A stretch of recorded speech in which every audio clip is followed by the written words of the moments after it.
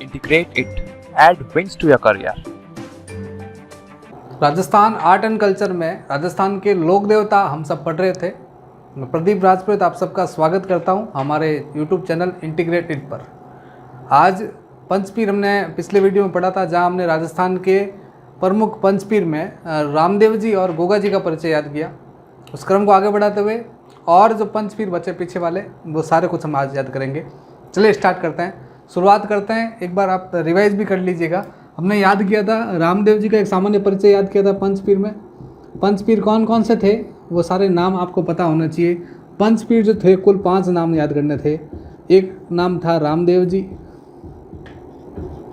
ऐसे लोक देवता जिन्हें हिंदू भी पूजते हैं, मुस्लिम संप्रदाय में भी पूजा जाता है, उन्हें हम पंचपीर कहते हैं। और उन पंचपीरों में 5 नाम याद करने थे। रामदेव जी, गोगा जी, पाबू जी, मेहा जी और हड़बू जी। ये 5 जिन्हें हम पंचपीर कहते हैं, 5 ऐसे लोक देवता हैं जिन्हें पंचपीर के रूप में पूजा जाता है।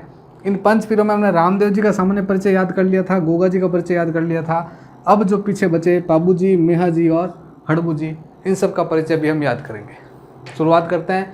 सबसे पहले पाबू जी, लोक देवता पाबू जी का सामान्य परिचय हम याद करते हैं।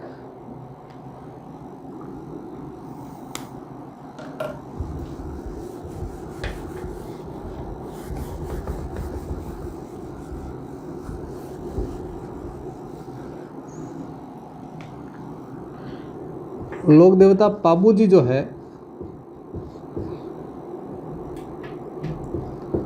राठौड़ जाति के हैं।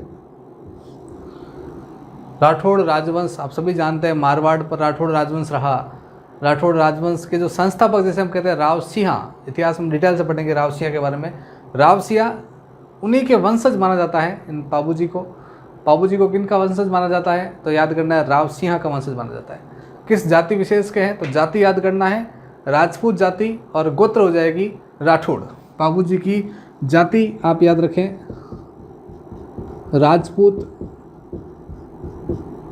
और गोत्र जो है वो याद करनी है राठौड़। राठौड़ वंश जो है, राठौड़ वंश होने के साथ साथ इन्हें राव सिंहा का वंशज माना जाता है। राठौड़ आते ही राव सिंहा भी आपको याद होना चाहिए। राव सिंहा वही है जिन्हें राठौड़ राजवंश का आदि पुरुष, मूल पुरुष या संस्थापक आदि नामों से हम जानते हैं। राठौड़ राजवंश के जो संस्थापक है राव सिंहा, इन राव सिंहा के जो वंशज के रूप में इन्हें जाना जाता है पाबू जी को। पाबू जी के बारे में एक और फैक्ट आपको याद रखना है। पाबू जी का जो जन्म स्थान है वो याद करना है कोलूमंड गांव, फड़ौदी तहसील, जोधपुर जिला। कोलूमंड गांव जो इनका जन्म स्थान है, इनका जन्म स्थान कोलूमंड गांव,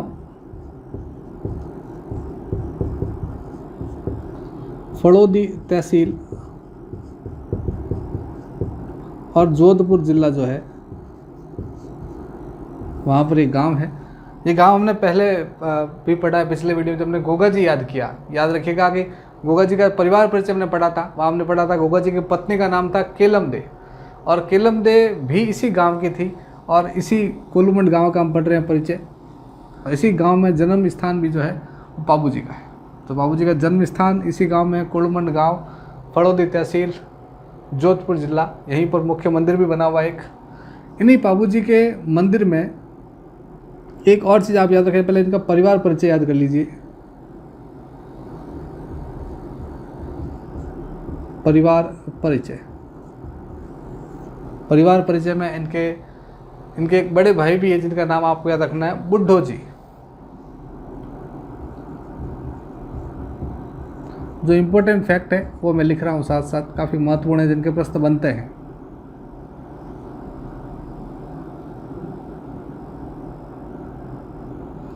इनका एक भतीजा है, उसे बालकनाथ भी कहते हैं, और बालकनाथ का एक अन्य नाम रूपनाथ भी मिलता है।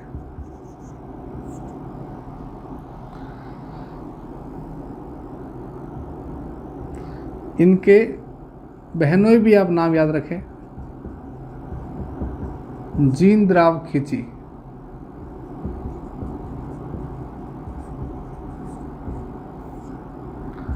ये कुछ महत्वपूर्ण फैक्ट, महत्वपूर्ण नाम है जिनके बारे में बहुत बार प्रश्न पूछे जाते हैं। ये सारे नाम आपको याद होने चाहिए। इनकी पत्नी का नाम भी आप याद रखें, सुप्यारदे।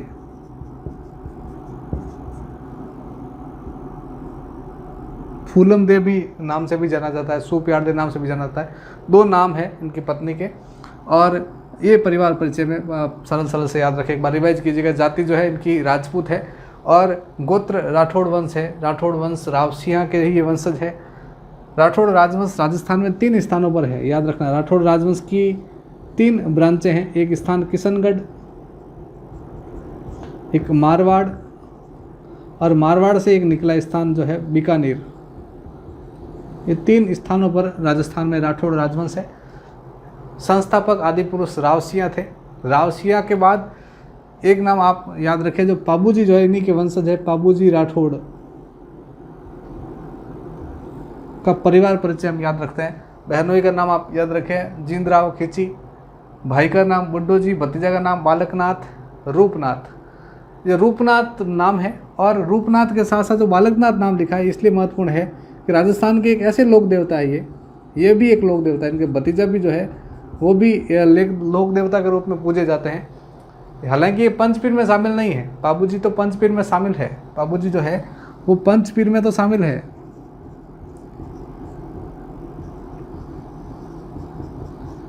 पंचपीर में तो शामिल है पाबूजी, पर इनका भतीजा जो है वो पंचपीर में शामिल नहीं है, वो केवल लोक देवता है और इन्हें हिमाचल प्रदेश में पूजा जाता है। प्रश्न बनता है कि राजस्थान के वह लोक देवता, राजस्थान के ऐसे लोक देवता जिन्हें हिमाचल प्रदेश में बालकनाथ नाम से पूजा जाता है, वो कौन है? तो याद रखना आपको, यही रूपनाथ है। इन्हें बालकनाथ नाम से हिमाचल प्रदेश में पूजा जाता है। पत्नी का नाम याद रखना है, सुप्यारदे। पत्नी का नाम जो है वो हो जाएगा सुप्यारदे। ये भी पाकिस्तान, अमरकोट पाकिस्तान की, अमरकोट पाकिस्तान, वर्तमान पाकिस्तान में जो अमरकोट है वहाँ पर इनका भी ससुराल है पाबूजी का। पाबूजी पंचपीर में तो शामिल है ही है। इन्हीं पाबूजी के जीवन परिचय में कुछ और फैक्ट हम याद करना चाहें। परिवार परिचय हमने पढ़ लिया, जन्म स्थान पढ़ लिया। जन्म स्थान जो है वो कोलूमंड गांव, फड़ौदी तहसील, जोधपुर जिला है। अब पाबूजी की घोड़ी का नाम क्या है, किस तरह के प्रश्न बनते हैं, वो सारी चीज़ें आपको याद रखनी है यहाँ पर। पहले कुछ एक्स्ट्रा फैक्ट आप याद रख लीजिए कि पाबूजी के जो एक्स्ट्रा फैक्ट वाले प्रश्न बनते हैं वो सारे आप एक 1 नोट के साथ सारी चीज़ें याद कर लीजिए। जैसे आपसे पूछे कि पाबूजी जो है उनके भक्तों द्वारा कौन सा नृत्य किया जाता है, तो एक नाम याद करना है, थाली नृत्य। सरल सा फैक्ट, आराम से याद कर पाएंगे। मारवाड़ में सबसे पहली बार ऊँट लाने का जो श्रेय है वो भी पाबूजी को ही जाता है। सबसे पहले ऊँट लाने का श्रेय पाबूजी को जाता है। पाबूजी का जो फड़ है उस फड़ का वाचन करने से बीमार ऊँट भी स्वस्थ हो जाता है। मतलब बीमार ऊँट के लिए डॉक्टर का काम जो है वो पाबूजी की फड़ करेगी। जो भी कोई बीमार ऊँट है वहाँ रात्रि में फड़ वाचन किया जाता है और वो बीमार ऊँट जो है वो स्वस्थ हो जाता है। तो डॉक्टर है पाबूजी की फड़ बीमार ऊँट के लिए। तो फैक्ट आपको याद रखना है, पाबूजी को लक्ष्मण का अवतार भी माना जाता है। जैसे हमने याद किया रामदेव जी को कृष्ण का अवतार माना जाता है, तो पाबूजी को वैसे के वैसे लक्ष्मण का अवतार भी माना जाता है। अवतार वाला कॉन्सेप्ट आप याद रखें ज़रूर। जैसे हम जब पढ़ेंगे कल्ला राठौड़ लोक देवता, जिन्हें 4 हाथ वाले लोक देवता कहते हैं, उन्हें शेषनाग का अवतार माना जाता है। पाबूजी को लक्ष्मण का अवतार माना जाता है। रामदेव जी को कृष्ण का अवतार माना जाता है। तो पाबूजी को लक्ष्मण का अवतार माना जाता है, लक्ष्मण का अवतार। यही पाबूजी जो है, पाबूजी की जो फड़ है, पड़ को या फड़ को, फड़ होता क्या है कि कपड़े पर जो है पाबूजी के जीवन से संबंधित प्रमुख घटनाओं का चित्रण होता है और उस फड़ का वाचन किया जाता है।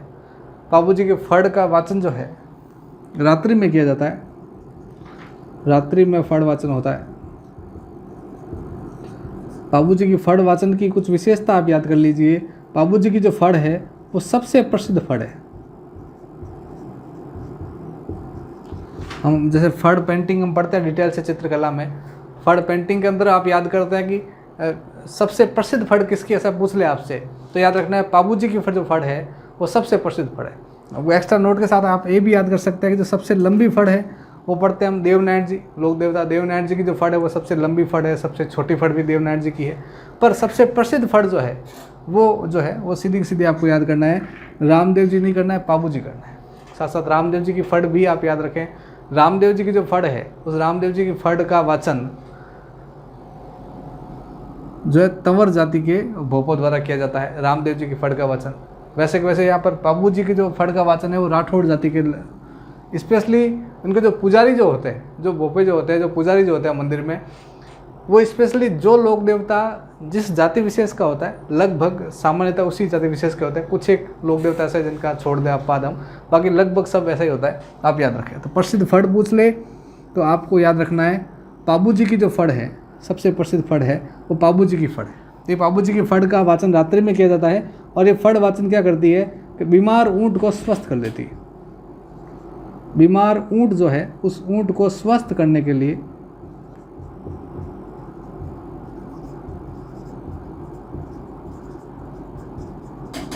ये फड़ वाचन होता है।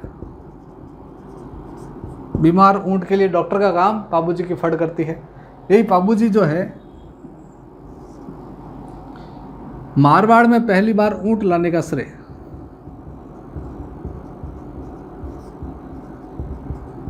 ऊँट इन्होंने लाया। और जब ऊँट के डॉक्टर है इनकी फड़, इसलिए इनका एक उपनाम भी कहते हैं कि ऊँटों के लोक देवता। प्रश्न पूछ ले ऊँटों के लोक देवता उपनाम से कौन से लोक देवता जाने जाते हैं, तो क्लिक करना है सरल सा बाबूजी। उपनाम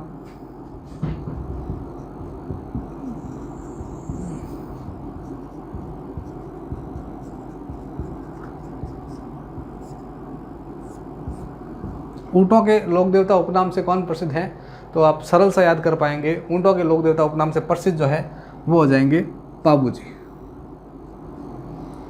एक और फैक्ट बाबूजी के बारे में जो आपके लिए जानना काफ़ी महत्वपूर्ण है कि जो बाबूजी के जो भक्त हैं उनके द्वारा कौन सा नृत्य किया जाता है, थाली नृत्य किया जाता है।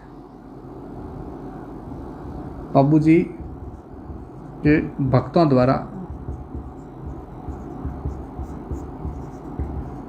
थाली नृत्य किया जाता है। ये कुछ एक्स्ट्रा फैक्ट के जो प्रश्न बनते हैं ये सब आपको याद होने चाहिए कि बाबूजी के जीवन परिचय में हम पढ़ेंगे पूरा विस्तार से। अवतार किसका माना जाता है, फड़ पेंटिंग से संबंधित क्या प्रश्न बनता है, फड़ वाचन की प्रक्रिया क्या रहती है और उपनाम वगैरह क्या है, ये सारे प्रश्न बहुत बार पूछे जाते रहते हैं। अब बाबूजी के विवाह से संबंधित जो प्रश्न बनते हैं वो फैक्ट भी काफ़ी महत्वपूर्ण है, वो आपको लिए जानना जरूरी है। याद रखें बाबूजी की जो घोड़ी है उसका नाम है केसर कालवी। तो केसर कालवी जो घोड़ी है, इस केसर कालवी घोड़ी के पीछे 2-3 घटनाएं आपको याद करनी है। बाबूजी की जो घोड़ी है ये घोड़ी एक स्पेशल घोड़ी है। इस घोड़ी की विशेषता ये रहती है कि जब कभी भी गांव में किसी गायों की चोरी होने की आशंका रहती है या गायें कोई चोरी होने वाली होती है, गांव में कोई चोर आने वाला होता है, तो इसकी सूचना ये घोड़ी एडवांस में दे देती है पहले से, इसलिए घोड़ी स्पेशल है। और एक नाम आप याद रखें, इस घोड़ी को बाबूजी सशर्त लेते हैं कि विवाह में इनको जाना होता है, बाबूजी के विवाह का समय है और घोड़ी लेके इनको जाना होता है, तो क्या करता है कि सशर्त घोड़ी की मालकिन से घोड़ी ले जाते हैं कि भाई अगर गायों पे संकट आया तो मैं विवाह छोड़ना पड़े तो भी मैं आऊँगा गायों की सर्वा जो है संकट से गायों को हटाने के लिए, गायों को बचाने के लिए। इस प्रकार सशर्त बाबूजी ने घोड़ी ले ली। बाबूजी का विवाह का समय, बाबूजी जो है शादी के लिए जाएंगे अमरकोट पाकिस्तान। अब जो आपको याद करना है कि बाबूजी जो है कि जो फेरे चल रहे होते हैं और फेरे होते हैं चल रहे होते हैं, तो बीच फेरों में ही बाबूजी को उठना पड़ता है क्योंकि वो घोड़ी जो है वो सिग्नल देना शुरू कर लेती है। उसके पीछे भी कुछ षड्यंत्र रहता है। हम सभी जानते हैं कि पारिवारिक षड्यंत्र यहाँ पर रहते हैं, हर जगह रहते हैं। तो बाबूजी के जीवन में भी कुछ ऐसा ही हुआ कि जो बाबूजी के जो जीजा थे जिनका नाम पड़ता है जींदराव खिची। जींदराव खिची जो है आपसी मनमुटाव के कारण गायें चोरी करवा लेते हैं और जैसे ही गायें चोरी हुई और गायों की चोरी होते ही घोड़ी ने सिग्नल देना शुरू कर लिया और गायों को बचाने के लिए पाबूजी जो बीच फेरों से उठकर आ जाते हैं और बाद में इन्हीं गायों को बचाते हुए, गायों को तो बचा लिया इन्होंने, और संघर्ष करते करते पाबूजी जो है वो वीर गति को प्राप्त होते हैं।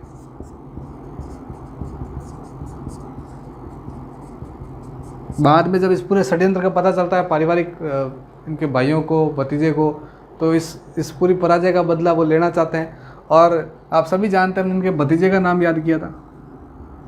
भतीजा जो था इनका नाम था रूपनाथ, और वही भतीजा जो रूपनाथ है अपने चाचा के इस पराजय का बदला लेगा वापस, और जींदराव खिची के साथ संघर्ष करते करते उस संघर्ष में वो जींदराव खिची का वापस जो है हत्या कर लेगा और अपना बदला पूरा करेगा चाचा की मौत का। इस प्रकार ये पूरे घटनाक्रम आप फैक्ट याद कर सकते हैं सरल सरल से। इनका जो भतीजा है इसको बालकनाथ नाम से भी जाना जाता है और राजस्थान से बाहर पूजा जाता है, इनकी पूजा की जाती है। तो राजस्थान के ऐसे लोक देवता जिनकी पूजा बाहर की जाती है, राजस्थान से बाहर, हिमाचल प्रदेश में, तो रूपनाथ याद करना है। चाचा भतीजे की ऐसी जोड़ी जो दोनों लोक देवता हैं, तो एक ऐसी जोड़ी है जो चाचा भतीजे की है, भतीजा रूपनाथ, चाचा जो है वो पाबूजी, ऐसी जोड़ी है, दोनों लोक देवता है। पाबूजी पंचपीर में भी शामिल है। पाबूजी की जाति राठौड़ राजवंश हमने याद किया। घोड़ी का नाम भी बहुत बार पूछ लिया जाता है। घोड़ी जो है वो घोड़ी हो जाएगी केसर कालवी। बीच फेरों में से कौन से लोक देवता उठ जाते हैं, प्रश्न पूछ ले तो बीच फेरों में से उठने वाले लोक देवता जो है उनका नाम याद करना है आपको, पाबूजी। पाबूजी जो है वो बीच फेरों में से उठ जाता है, फेरे पूरे नहीं होते हैं से उठ जाते हैं, और गायों की रक्षा के लिए ये भी अपने प्राण न्यौछावर कर लेते हैं। गायों की रक्षा करते हुए प्राण न्यौछावर करने वाले हमने इससे पहले एक और लोक देवता पढ़े थे, हमने पढ़ा जब लोक देवता गोगा जी का परिचय, वहाँ पर भी हमने याद किया गजनवी के साथ संघर्ष करते करते गायों की रक्षा करते हुए न्यौछावर होने वाले लोक देवता गोगा जी भी हुए। वैसे के वैसे यहाँ पर भी गायों की रक्षा करते हुए लोक देवता जो पाबूजी है वो भी शहीद हुए। पाबूजी जी के जीवन परिचय से संबंधित एक साहित्यिक किताब आप नाम याद कर सकते हैं, पाबू प्रकाश।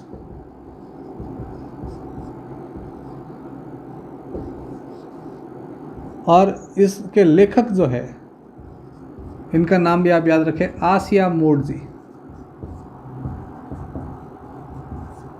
आसिया मोड़ जी। पाबू प्रकाश किसने लिखी, लेखक कौन है, तो नाम याद रखना है आपको, आसिया मोड़ जी। ये कुछ एक सामान्य परिचय जो डायरेक्ट प्रश्न बनते हैं सरल सरल से।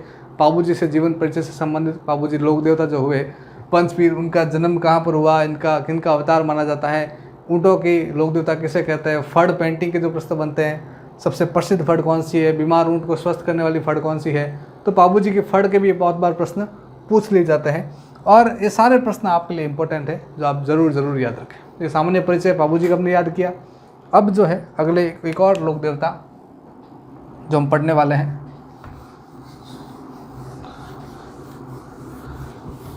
और ये पाबू प्रकाश नाम जो है साहित्यिक ग्रंथ काफ़ी महत्वपूर्ण है, इसको भी आप याद रखें, लिख लें, अच्छे से नोट कर लें कहीं पर।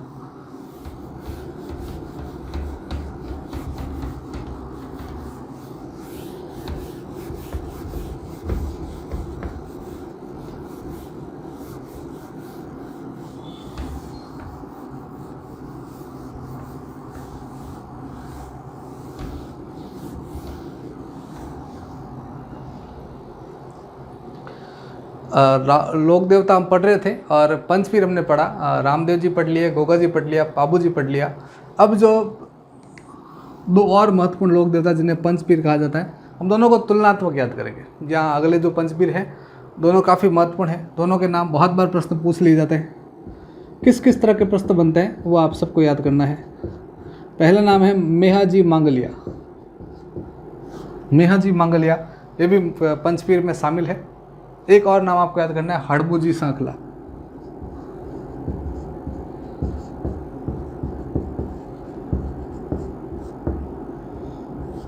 ये दो पंचपीर, दोनों पढ़ लेने के बाद पंचपीर वाला कॉन्सेप्ट हमारा लगभग कंप्लीट हो जाएगा। पंचपीर में हमने जो एग्ज़ाम के पॉइंट ऑफ व्यू से जो महत्वपूर्ण चीज़ें हैं वो सारी चीज़ें हमने पढ़ने का प्रयास किया है, और उम्मीद है वीडियो आप सबके लिए आगामी एग्ज़ाम को ध्यान में रखते हुए काफ़ी महत्वपूर्ण रहने वाली है। आप काफ़ी कुछ सीख पाएंगे। शुरुआत करते हैं पंचपीर में। लास्ट जो अंतिम पंचपीर 2 है कौन कौन से है? एक नाम लिखा मैंने मंगलिया मेहाजी, दूसरा जो नाम है वो है हड़बूजी सांखला। मंगलिया मेहाजी का जो जन्म स्थान, या मैं कहूँ इनका जो मुख्य मंदिर है, उनका जो मुख्य मंदिर है वो है बापिणी गांव, जोधपुर। एक चीज़ कॉमन है, दोनों में ध्यान रखना, इनका दोनों का मंदिर, मुख्य मंदिर जो जोधपुर में है। मंगलिया मेहाजी का जो मुख्य मंदिर है वो बापिणी गांव जोधपुर में है, और हड़बूजी का जो मुख्य मंदिर है वो है बैंगडी गांव।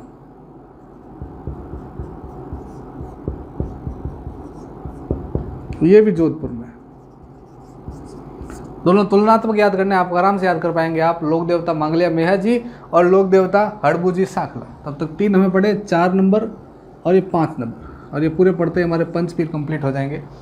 मंगलिया मेहाजी का जो मुख्य मंदिर है वो स्थान हो जाएगा बापिणी गांव जोधपुर। मंगलिया मेहाजी का जो जन्म है,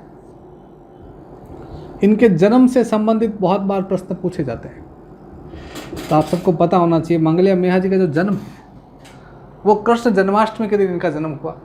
कृष्ण जन्माष्टमी का जो त्यौहार हम मनाते हैं, इसी दिन मंगलिया मेहाजी के जो भक्त हैं वो एक त्यौहार मनाते हैं, मेहाजी की अष्टमी।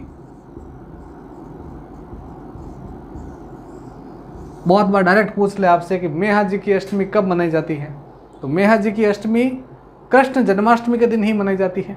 तो अब कृष्ण जन्माष्टमी कब मनाई जाती है ये भी पता होना चाहिए आपको। तो याद रखना है, भाद्रपद महीना हिंदी कैलेंडर का जो सबसे बड़ा महीना होता है भाद्रपद महीना, उस भाद्रपद महीने की कृष्ण पक्ष की अष्टमी को, भाद्रपद महीने की कृष्ण पक्ष की जो अष्टमी है, जिस दिन हम कृष्ण जन्माष्टमी का त्यौहार मनाते हैं, उसी दिन मेहाजी की अष्टमी का त्यौहार भी मनाया जाता है। तो आप याद कर पाएंगे आराम से। मेहाजी की अष्टमी पूछ ले चाहे कृष्ण जन्माष्टमी पूछ ले, दोनों एक ही हैं। आराम से आप याद कर पाएंगे। भाद्रपद महीने की कृष्ण पक्ष की अष्टमी को जो है वो मेहाजी की अष्टमी मनाई जाती है, और इसी को कृष्ण जन्माष्टमी का त्यौहार भी हम मनाते हैं। अब ये नाम आया है तो मेहाजी का तो मेला जो लगेगा, मेहाजी का मेला लगेगा बापिणी गांव जोधपुर में। पर कृष्ण जन्माष्टमी नाम आया तो कुछ एक्स्ट्रा फैक्ट भी आप साथ साथ याद रखें। जैसे कृष्ण जन्माष्टमी एक इतना बड़ा त्यौहार, यहाँ इसी दिन किस किस तरह के मेले लगते राजस्थान भर में, इसी से रिलेटेड है, जो सारे आप याद रखें। पहला मेला आपको याद रखना है मेहाजी का मेला बापिणी गांव जोधपुर, और भी जो मेहाजी की अष्टमी मनाई जाती है, आराम से आप याद कर पाएंगे। इसी कृष्ण जन्माष्टमी के दिन भगवान कृष्ण का हैप्पी बर्थडे, जब हैप्पी बर्थडे है तो भगवान कृष्ण का जो सबसे बड़ा स्थल है, जहाँ पर हम ये कह सकते हैं भगवान कृष्ण के जो मुख्य मंदिर है राजस्थान में, सबसे जो बड़े केंद्र है, वहीं पर मेले लगेंगे। उन केंद्रों में सबसे बड़ा स्थान याद करना है आपको, नाथद्वारा। एक्स्ट्रा नोट डालकर एक्स्ट्रा फैक्ट में आप याद रखें कि स्थान है नाथद्वारा, जहाँ पर मंदिर बना हुआ है श्रीनाथ जी का मंदिर। तो श्रीनाथ जी का मंदिर जो नाथद्वारा में है, जो वल्लभ संप्रदाय का एक सबसे बड़ा केंद्र भी है, इसी स्थान पर कृष्ण जन्माष्टमी को मेला लगता है एक। तो कृष्ण जन्माष्टमी को लगने वाले कुछ एक्स्ट्रा मेले और कौन कौन से एक्स्ट्रा फैक्ट आप याद रखें। पहला हमने याद किया मेहाजी की अष्टमी, सरल सा याद कर पाएंगे। इसी दिन एक और मेला लगता है, वो कौन सा लगता है, तो आपको याद करना है वल्लभ संप्रदाय का सबसे बड़ा केंद्र, वल्लभ संप्रदाय का सबसे बड़ा मेला, या हम ये कह सकते हैं श्रीनाथ जी का मेला, नाथद्वारा जैसलमेर। श्रीनाथ जी, श्रीनाथ जी का जो मेला लगेगा वो नाथद्वारा के अंदर लगेगा। अब कृष्ण जन्माष्टमी तिथि है तो एक और फैक्ट आपको याद करना है, कृष्ण जन्माष्टमी के दिन ही राजस्थान में एक स्थान है नरहड़, जो कि झुंझुनू के अंदर है। अब चिड़ावा झुंझुनू हम पढ़ते हैं, एक प्रश्न बनता है कि एक ऐसी दरगाह भी है जो है तो दरगाह, तो और वहाँ जो मेला लगता है, वहाँ जो उर्स लगता है, वो हिंदी त्योहारों के हिसाब से मनता है। आप याद कर सकते हैं कृष्ण जन्माष्टमी के दिन एक उर्स आयोजित होता है, और वो कहाँ होता है, आप याद रखें नरहड़ झुंझुनू, नरहड़ झुंझुनू के अंदर एक दरगाह का नाम याद करना है, सक्कर पीर बाबा की दरगाह। काफ़ी महत्वपूर्ण प्रश्न है, एग्जाम के पॉइंट ऑफ व्यू से काफ़ी प्रश्न इंपॉर्टेंट है, बहुत बार पूछा गया है, कई बार पूछा जाता है, आप इसको अच्छे से याद करें। शक्कर पीर बाबा की जो दरगाह है, ये दरगाह नरहड़ झुंझुनू में है। इस दरगाह में जो उर्स आयोजन होगा, इस दरगाह को जो उर्स कहते हैं हम, इस उर्स का जो आयोजन होगा, ये जो आयोजन होगा ये इसी कृष्ण जन्माष्टमी के दिन होता है। तो साथ साथ एक कृष्ण जन्माष्टमी के कुछ एक्स्ट्रा फैक्ट भी मैंने इसके साथ साथ याद कर लिए, ताकि आप जब मेहा जी पढ़ो, मेहा जी की अष्टमी याद करो, तो साथ साथ ये कुछ 3 एक्स्ट्रा फैक्ट ये भी आप याद रखें। कृष्ण जन्माष्टमी का मेला नाथद्वारा में, शक्कर पीर बाबा का जो उर्स है वो भी कृष्ण जन्माष्टमी को है, और मेहा जी की अष्टमी ये भी कृष्ण जन्माष्टमी की है। मेहा जी का जो मुख्य मंदिर हमने याद किया बापिणी गाँव जोधपुर में। अब मेहा जी का एक और फैक्ट महत्वपूर्ण है जो आप याद रखें, मेहा जी के घोड़े का नाम, और घोड़े का नाम आपको याद करना है किरड़ काबरा। किरड़ काबरा ये भी बहुत बार पूछा जाता है, महत्वपूर्ण है। पूछे मेहा जी के जो है घोड़े का नाम क्या है, तो किरड़ काबरा है। मेहा जी के मंदिर में जो पुजारी किस जाति का होता है, तो पुजारी जो है मांगलिया जाति का पुजारी होता है। पुजारी किस जाति का होगा, मांगलिया जाति का जो है पुजारी होगा। मेहा जी भी राजपूत है।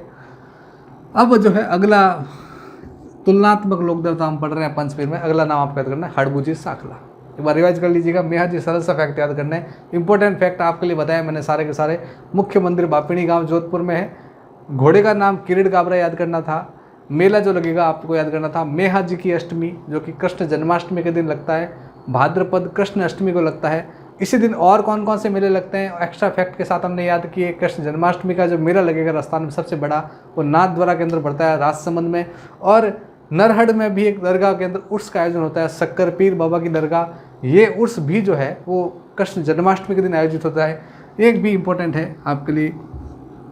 नेक्स्ट जो है पंचपीर हम तुलनात्मक याद कर रहे हैं, अगला नाम था हड़बूजी सांखला। हड़बूजी की जाति जो है वो भी राजपूत है। ये सांखला राजपूत है। गोत्र हो जाएगी इनकी सांखला, जाति जो है इनकी हो जाएगी राजपूत। इनका जो जन्म है ये बुंडेल गांव नागौर के अंदर इनका जन्म है। हड़बूजी सांखला पंचपीर में शामिल है। और इनका जो मुख्य मंदिर है वो हमने याद किया कि बैंगटी गांव जोधपुर में। अब हड़बूजी सांखला के साथ मारवाड़ के राठौड़ वंश का एक तथ्य जुड़ा हुआ है जो आपके लिए आपको जानना ज़रूरी है, महत्वपूर्ण है, समझिए आराम से। जब राठौड़ राजवंश का जब सामान्य परिचय हम याद करते हैं, जब हम पढ़ते हैं राव जोधा का परिचय और राव जोधा के जीवन काल का हम पढ़ते हैं जब परिचय, तो राव जोधा के जीवन में जो संघर्ष का दौर रहा, जब राव जोधा के पिता का मर्डर हो जाता है, रणमल का हम पढ़ते हैं राव जोधा का परिचय। राव जोधा राठौड़ राजवंश के शासक थे और राव जोधा के जो पिता थे इनका नाम हम पढ़ते हैं रणमल। और रणमल का जो है लगभग 1438 ईस्वी में जो इनकी है मृत्यु हो जाती है, इनका जो निधन हो जाता है और मर्डर कर लेते हैं मेवाड़ के षड्यंत्र के तहत, मेवाड़ के राजाओं द्वारा षड्यंत्र के तहत। एक षड्यंत्र के तहत इस रणमल का जो है वो हम ये कह सकते हैं कि इनका मर्डर करवा लिया जाता है। और जैसे इनकी हत्या हुई, हत्या होते ही जो राव जोधा है वो मारवाड़ छोड़ लेते हैं और वो चले जाते हैं बीकानेर। और बीकानेर में इनका संघर्ष का दौर चलता रहता है और इनको राजा बनने के लिए काफ़ी संघर्ष करना पड़ता है वापस फिर से। और इस संघर्ष के इस दौर में राव जोधा की सहायता करते हैं यही लोक देवता हड़बूजी सांखला। हड़बूजी सांखला और राव जोधा की जब मुलाकात होती है तो राव जोधा द्वारा इनको सारी व्यथा सुनाई जाती है और हड़बूजी सहायता करते हैं।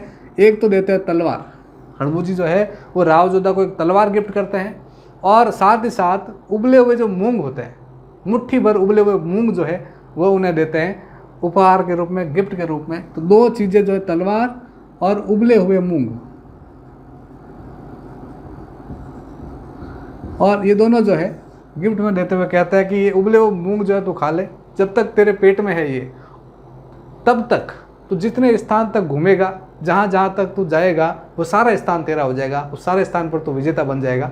इस तरह का आशीर्वाद जो है हड़बूजी द्वारा दिया गया। तो हड़बूजी ने संकट काल में किस राठौड़ शासक की सहायता की, तो आप आराम से क्लिक कर पाओगे राव जोधा। या राव जोधा की सहायता करने वाले पंचपीर कौन है?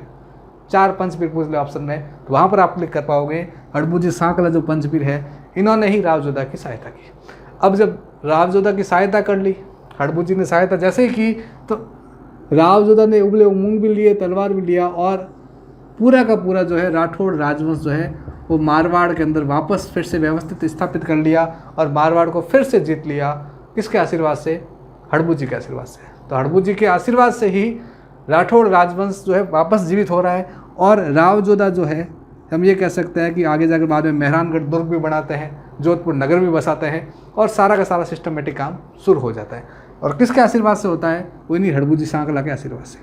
अब जैसे इतना कुछ अचीव किया वापस राव जोधा ने, कि राव जोधा ने मारवाड़ क्षेत्र वापस जीत लिया। मारवाड़ क्षेत्र जैसे वापस जीत लिया, जीत जाने के बाद, राजा बन जाने के बाद, यही राव जोधा जो है अपने संकट के दौर को वापस याद करते हैं। और इस संघर्ष में साथ देने वाले व्यक्ति जो है, अपने गुरु जो है, ये कह सकते हैं कि जो लोक देवता हड़बूजी है, इनको वापस एक जागीर गिफ्ट करते हैं। और वो जागीर जो स्थान है वो है यही बैंगटी गांव जोधपुर। तो बैंगटी गांव जोधपुर, जहाँ पर इनका मुख्य मंदिर बना हुआ है, ये जागीर जो है पूरी की पूरी, ये जागीर पूरी की पूरी ये राव जोधा द्वारा दी गई, गिफ्ट की गई हड़बूजी को। आप याद कर पाएंगे आराम से, हड़बूजी सांखला जिन्होंने संकट काल में राव जोधा की सहायता की, और बाद में राव जोधा ने राजा बन जाने के बाद हड़बूजी सांखला को एक जागीर उपहार में दे दी। वो जागीर जो है उसी बैंगटी गांव जोधपुर में। तो आपसे पूछ ले, जागीर बैंगटी गांव में ये जागीर किसने दी? तो राव जोधा ने जागीर दी हड़बूजी सांखला को। बाद में जाकर आगे जाकर इसका मंदिर भी बनवाया जाता है, और वर्तमान मंदिर बना हुआ है इसी बैंगटी गांव जोधपुर। आप आराम से याद कर पाएंगे, सरल सरल से फैक्ट हैं, इजीली, काफ़ी महत्वपूर्ण भी है। और सरल सा राव जोधा का जो है, इनके साथ एक लिंकअप का जो प्रश्न बनता है इस तरह का, वो काफ़ी महत्वपूर्ण है, जो आपके लिए इजी है, आराम से याद कर पाएंगे। तो बैंगटी जागीर जो है, वो जागीर राव जोधा ने हड़बूजी सांखला को दी। तो हड़बूजी सांखला जो शकुन शास्त्र के ज्ञाता भी थे,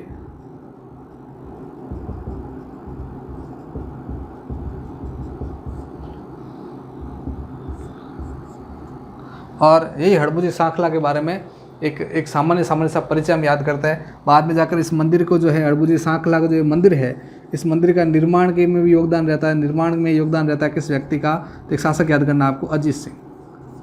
मारवाड़ के राठौड़ शासक में एक शासक हम पढ़ते हैं अजीत सिंह, और अजीत सिंह का निर्माण कार्य में योगदान रहता है मंदिर निर्माण में। कौन सा निर्माण आपको याद करना है? हड़बूजी सांखला का मंदिर निर्माण। तो ये आज का वीडियो, जहाँ हमने राजस्थान के पंचपीर का एक सामान्य सा अध्ययन किया, जहाँ काफ़ी सारे पंचपीर हमने पढ़े। उम्मीद है आप सबको वीडियो पसंद आया होगा। वीडियो कैसा लगा अपने रिव्यूज़ कमेंट बॉक्स में बताएं। वीडियो अच्छा लगा हो तो लाइक करें, शेयर करें। धन्यवाद। Thank you for watching the video. Please like, share and subscribe the channel Integrated.